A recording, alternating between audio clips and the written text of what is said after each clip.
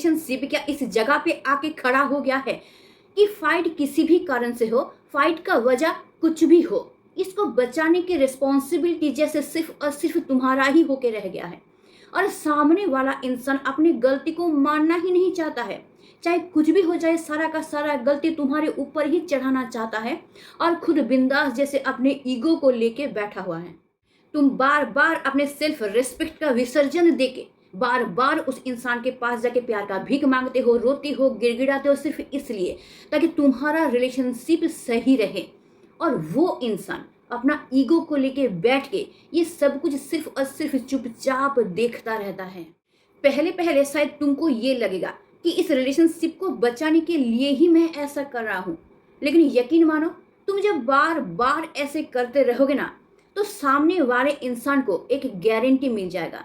उसको ये लगने लगेगा कि चाहे कुछ भी हो जाए, हम कुछ भी करें, ये इंसान हमको छोड़ के कभी भी कहीं भी नहीं जा सकता है। उसको नॉर्मली ये पता होगा कि तुम कुछ दिन शायद उससे दूर रहोगे, रोओगे, शायद उससे बातचीत नहीं करोगे, लेकिन लास्ट तक तुम उसके पास वापस आओगे ही, क्योंकि तुम्हारा उसके अलावा जाने का और कोई जगह ही नहीं है। लेकिन कितने दिनों तक, इस तरीके से कितने दिनों तक तुम सिर्फ और सिर्फ अपना एफोर्ट लगा के, अपने सेल्फ रिस्पेक्ट को साइड में रख के इस रिलेशनशिप को आगे लेके जा सकोगे?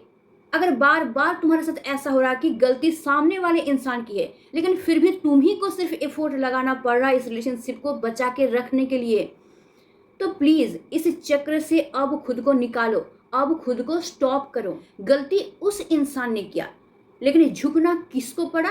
तुमको।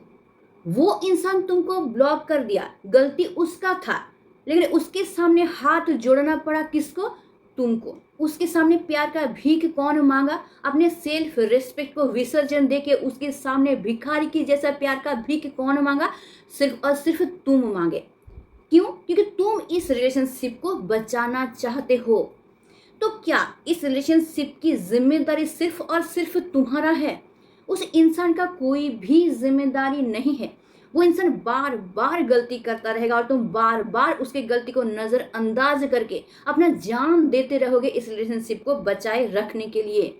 तो प्लीज, अगर बार बार तुम्हारे साथ ऐसा हो रहा है, तो अभी के अभी खुद को रोको। जब तुमको ये फील होने लगे कि अब हद से बहुत ज्यादा हो रहा है, अब बस, अब मेरा सेल्फ रिस्पेक्ट नाम का कोई भी चीज यहाँ पे बच ही नहीं रहा है, मैं जैसे एक वैल्यूलेस इंसान बनता जा रहा हूँ, तो खुद से सिर्फ और सिर्फ एक सवाल करना कि मैंने क्या उस इंसान से प्यार किया था या फिर अपने सेल्फ रिस्पेक्ट को पूरी तरीके से बेच दिया था। आज के वीडियो में मैं यही तुमको बताने वाली हूँ कि जब तुम सामने वाले इंसान को और उतना इम्पोर्टेंस नहीं देते हो, जब तुम सामने वाले इंसान के एक्सपेक्टेशन को फुलफिल नहीं करते हो, उसके ईगो को फुलफिल नहीं करते हो, तब सामने वाले इंसान का ईगो, अहंकार किस तरीके से टूट के चूर चूर हो जाता है। बस सिर्फ और सिर्फ 10 मिनट तुम मेरे साथ रहो, मैं तुमको गारंटी देती हूँ कि तुमको दुनिया को, रिलेशनशिप को और सिचुएशन को देखने का नजरिया पूरी तरीके से चेंज हो जाएगा। देखो, जब तुम किसी भी इंसान को इंपॉर्टेंस देना बंद कर देते हो या फिर उसको चीज करना बंद कर देते हो, इसका मतलब ये नहीं होता है कि तुम उसके साथ माइंड गेम खेल रहे हो। बहुत कोई इंसान का ये गलत फहमी रहता है कि मैं अगर उसके साथ ये सब कुछ करूंगा तो क्या कुछ ज्यादा नहीं हो रहा है, या फिर मैं उसको कंट्रोल करने की कोशिश तो नहीं कर रहा हूँ, या फिर ये मैनिपुलेट करने जैसा तो नहीं हो रहा है। नहीं, बिल्कुल भी नहीं हो रहा है। यहाँ पे तुम सिर्फ और सिर्फ एक लिटमस टेस्ट कर रहे हो। जैसे कि किसी भी सॉल्यूशन में एसिड है कि नहीं, हम लोग टेस्ट करने के लिए उसके अंदर एक लिटमस पेपर को डालते हैं।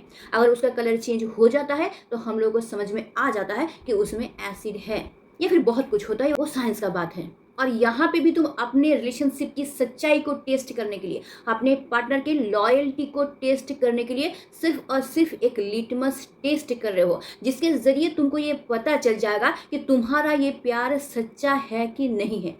और तुमको जब ये पता चल जाएगा तो तुम सही तरीके से डिसीजन ले पाओगे कि तुमको आगे क्या करना है। क्योंकि यकीन मानो, जब तुम अपना एक स्टेप पीछे ले लेते हो ना, तो पूरा का पूरा कहानी का यू टर्न हो जाता है, पूरा का पूरा कहानी बदल जाता है, और तब सारा का सारा कंट्रोल सिर्फ और सिर्फ तुम्हारे हाथों में आ जाता है। लेकिन इस जगह पे सबसे बड़ा प्रॉब्लम ये होता है कि ये जो तुम स्टेप लेते हो उसके बाद से लगभग 24 से 48 घंटा, किसी किसी के लिए 72 घंटा या फिर उससे भी ज़्यादा ये समय बिताना बहुत ज़्यादा मुश्किल हो जाता है। इस समय में खुद को कंट्रोल करना बहुत ज़्यादा मुश्किल हो जाता है, क्योंकि इसी समय में तुम्हारे अंदर उस इंसान के साथ बात करने के लिए बहुत ज़्यादा क्रेविंग आता है, जिसको कंट्रोल करना बहुत ज़्यादा मुश्किल होता है। तुम्हारे मन में बार बार ये चीज़ आएगा कि एक बार अगर उस इंसान को कॉल कर ले या फिर एक बार उस इंसान को मैसेज कर ले तो शायद वो इंसान मान जाएगा, सारा का सारा प्रॉब्लम ही सॉल्व हो जाएगा, सारा का सारा सिचुएशन ही शायद पूरी तरीके से सुधर जाएगा। लेकिन यकीन मानो, इस जगह पे आके अगर तुम उस इंसान को एक कॉल या एक मैसेज भी करते हो ना, तो तुम पूरा का पूरा अपना आत्मसम्मान, अपना सेल्फ रिस्पेक्ट उस इंसान के सामने विसर्जन कर देते हो। क्योंकि अगर तुम एक कॉल या मैसेज करते हो तो उस इंसान को पूरी तरीके से यकीन हो जाएगा कि तुम्हारा चरित्र ही ऐसा है, तुम्हारा आदत ही ऐसा है।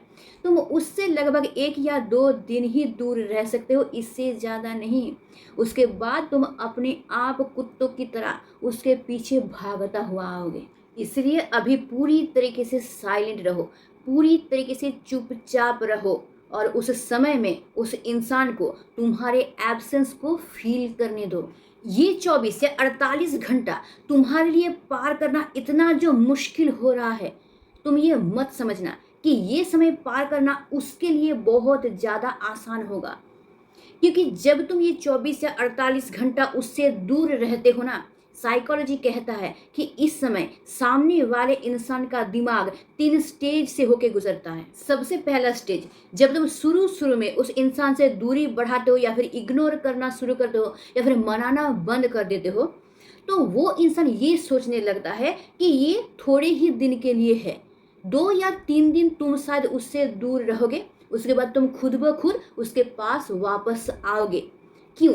क्योंकि उस इंसान के अंदर ये यकीन बना हुआ रहता है, क्योंकि इससे पहले बहुत बार तुम ये कर चुके हो और ये सब कर करके तुमने उसके मन में ये यकीन डाल दिया है कि तुम उसके बिना बिल्कुल भी नहीं रह सकते हो। इसलिए पहला 2 या 3 दिन वो इंसान पूरी तरीके से रिलैक्स रहेगा, पूरी तरीके से बिंदास रहेगा, क्योंकि उसको 100% ये यकीन है कि तुम अपने आप फिर से उसके पीछे भागने वाले हो। हो सकता है कि इस स्टेज में वो इंसान तुमको पूरी तरीके से इग्नोर करे या फिर तुमको ये दिखाने की कोशिश करे कि वो बहुत खुश है, बहुत अच्छा, उसके ऊपर कोई भी इफेक्ट नहीं पड़ रहा है। तब तुम ये सोचने मत बैठ जाना कि मैं इतना कुछ कर रहा हूँ, मुझे इतना ज़्यादा तकलीफ हो रहा है, इतना ज़्यादा क्रेविंग हो रहा है, उस इंसान को क्या कुछ भी नहीं हो रहा है? तो रुक जाओ, थोड़ा सा रुक जाओ। क्योंकि तुम जब इस तरीके से 2, 3 या 4 दिन पार करना शुरू करते हो, तब जाके उस इंसान के ऊपर धीरे धीरे इफेक्ट पड़ना शुरू हो जाता है। क्यों? क्योंकि तब उसका जो ये यकीन था वो धीरे धीरे झूठ साबित होना शुरू हो जाता है। क्योंकि इससे पहले तुम शायद 2 या 3 दिन ही उससे दूर रह पाए हो, उसके बाद फिर से उसके पास वापस गए हो। लेकिन इस बार 2-3 दिन बीत जाने के बाद 4-5 दिन भी बीत गया है, लेकिन तुम वापस नहीं जा रहे हो। तब उस इंसान का दिमाग काम करना शुरू करता है, उस इंसान का ईगो धीरे धीरे डर में परिवर्तित होना शुरू हो जाता है और बहुत सारा सवाल उसके दिमाग में आना शुरू हो जाता है। वो खुद से ये सवाल करना शुरू कर देता है कि 4-5 दिन बीत जाने के बाद भी ये इंसान वापस क्यों नहीं आ रहा है। जो इंसान हर बार एक ही हरकत करता था, हर बार वापस आता था, इस बार क्यों नहीं आ रहा है? फिर क्या इसके लाइफ में कोई और आ गया है, या फिर मैंने क्या उसको हद से ज़्यादा ही इग्नोर कर दिया, जिसका इफ़ेक्ट उसके ऊपर बहुत ज़्यादा पड़ा है, जिस वजह से वो इस बार वापस नहीं आ रहा है? या फिर वो ये सोचना शुरू कर देता है कि ये इंसान क्या इस रिलेशनशिप से मूव ऑन करना चाहता है, जिस वजह से नहीं आ रहा है? या फिर मेरा और क्या वैल्यू उसके पास नहीं है, जिस वजह से वो मुझे बिल्कुल भी मिस नहीं कर रहा है? इस तरह का बहुत सारा सवाल वो खुद से ही करना शुरू कर देता है और उसके बाद उस सवाल का जवाब वो खुद को देना शुरू कर देता है। पहले सोचेगा नहीं नहीं ऐसा नहीं हो सकता, ये इंसान फिर से वापस ज़रूर आएगा। फिर शायद दिमाग में आएगा कि नहीं, मैं तो उससे बहुत प्यार करती थी, तो वो इंसान मुझे छोड़ के कभी नहीं जा सकता, वो मुझसे दूर रह ही नहीं सकता है। फिर शायद सोचेगा कि मैंने क्या बहुत ज़्यादा गलत व्यवहार उससे कर दिया है, जिसका असर पड़ गया है। नहीं नहीं, मुझे शायद माफ़ी मांगना चाहिए, उसके पास जाना चाहिए। इस तरीके का काफ़ी सारा सवाल उसके मन में आएगा और उसका जवाब भी वो देता रहेगा और इस टाइप का लूप में वो धीरे धीरे फंसता रह जाएगा, जिस वजह से वो चाहे ना चाहे सिर्फ तुम्हारे ही थिंकिंग में डूबता जाएगा। ये है सेकेंड स्टेज। इसके बाद भी जब तुम उसके लाइफ में वापस नहीं जाते हो, मतलब कि 10 से 12 या 15 दिनों तक भी तुम इसी स्टेज में रहते हो ना, तब उस इंसान के दिल में और ज़्यादा डर पैदा होना शुरू हो जाता है। क्यों? क्योंकि उसको धीरे धीरे यकीन होने लगता है कि तुम शायद और उसके लाइफ में वापस नहीं जाओगे। तब उसी इंसान का ईगो धीरे धीरे टूटना शुरू हो जाता है और इसी जगह पे तुम अपने रिलेशनशिप का असली चेहरा देख पाओगे। अगर वो इंसान सचमुच तुमसे प्यार करता है तो इस स्टेज में वो इंसान अपने ईगो को तोड़ के खुद से तुम्हारे पास आएगा तुम्हारा खबर लेने के लिए। हो सकता है उसका मैसेज आए या फिर कॉल आए और उसके ज़रिए वो तुम्हारा हालचाल पूछने की कोशिश करे, तुम अपने लाइफ में क्या कर रहे हो ये पूछने की कोशिश करे, या फिर ये जानने की कोशिश करे कि क्या प्रॉब्लम हुआ है, क्या कुछ तुम जो मेरे साथ बातचीत नहीं कर रहे हो, तुम जो मेरे साथ दूरी बढ़ा रहे हो, कुछ हुआ है क्या। तब तुमको ये पता चल जाएगा कि वो इंसान तुमसे सच्चा प्यार करता था, बस ईगो की वजह से वो इंसान तुम्हारे साथ ऐसा कर रहा था। लेकिन अगर वो इंसान तुमसे सचमुच प्यार नहीं करता था, उसका प्यार सिर्फ और सिर्फ एक स्वार्थ था, तो वो इंसान और कभी भी तुम्हारे पास वापस नहीं आएगा, बल्कि वो इंसान और ज़्यादा तुमसे दूरी बढ़ाने की कोशिश करेगा। तो इस जगह पे तुमको डरना बिल्कुल भी नहीं है। उसके दूर जाने के नाम से ही तुम डर रही हो, बिल्कुल भी सही बात नहीं है। क्योंकि जिस रिलेशनशिप में सच्चा प्यार है ही नहीं, वो रिलेशनशिप ज़्यादा दूर तक कभी जा ही नहीं सकता है। उस रिलेशनशिप का टूट जाना ही बेहतर होता है। इसलिए डरना बिल्कुल भी नहीं है। यकीन मानो, अगर वो इंसान तुमसे सच्चा प्यार किया होगा ना, तो तुम्हारा ये स्टेप लेना उस इंसान के ऊपर बहुत ज़्यादा असर डालेगा। वो इंसान अपना सारा ईगो को भूल के तुम्हारे पास आएगा, क्योंकि अब वो तुमको खोने से डरेगा। लेकिन अगर वो इंसान तुमसे प्यार नहीं करता है तो वो इंसान तुम्हारे पास वापस आएगा नहीं, बल्कि दूर चला जाएगा और उस इंसान का दूर जाना ही बेहतर है। वो इंसान अगर तुम्हारे लाइफ से चला जाएगा ना, तो तुम्हारा लाइफ बच जाएगा। तो यकीन मानो, जिस मोमेंट से तुम उस इंसान को मनाना छोड़ देते हो, उसके हर एक चीज़ को एक्सेप्ट करना छोड़ देते हो, उसको इम्पोर्टेंस देना छोड़ देते हो ना, उसी दिन से वो इंसान यू टर्न लेके तुम्हारे लाइफ में फिर से वापस आने की कोशिश करता है, क्योंकि अब वो इंसान तुमको खोने से पूरी तरीके से डरता है। और ये दो स्टेज में ही जीत तुम्हारी होगी। अगर वो इंसान वापस आता है तब भी, और अगर वो इंसान तुमको छोड़ के चला जाता है तब भी। क्योंकि एक गलत इंसान के साथ लाइफ बिताने से अच्छा है कि अकेले रह के अपने सेल्फ रिस्पेक्ट के साथ लाइफ बिताना। तो अगर तुम्हारा रिलेशनशिप इस स्टेज से होके गुजर रहा है कि कुछ भी हो जाए, बार बार तुमको ही मनाना पड़ता है, बार बार तुमको ही उसके सामने झुकना पड़ता है, बार बार तुमको ही अपने सेल्फ रिस्पेक्ट को हटा के उसके सामने जाके प्यार का भीख मांगना पड़ता है, यानी कि पूरा का पूरा रिस्पॉन्सिबिलिटी सिर्फ और सिर्फ तुमको लेना पड़ता है, तब वहीं पे स्टॉप हो जाओ। उस इंसान को मनाना प्लीज़ बंद कर दो। अब खुद के तरफ ध्यान दो, क्योंकि उस इंसान के अंदर तुम्हारे लिए अगर थोड़ा सा भी प्यार होगा ना, तो तुम्हारा ये चुप हो जाना उस इंसान को काटने लगेगा। वो इंसान डर के मारे तुम्हारे पास भागता हुआ आएगा। और जो इंसान तुमसे कभी प्यार करता ही नहीं था ना, वो तुम्हारी इस चुप्पी को एक बहाना दिखा के तुम्हारा ही गलती तुम्हारे ऊपर चढ़ा के तुमसे दूर जाने की कोशिश करेगा। इसलिए बहुत ज़्यादा इम्पोर्टेंट होता है खुद के वैल्यू को समझना।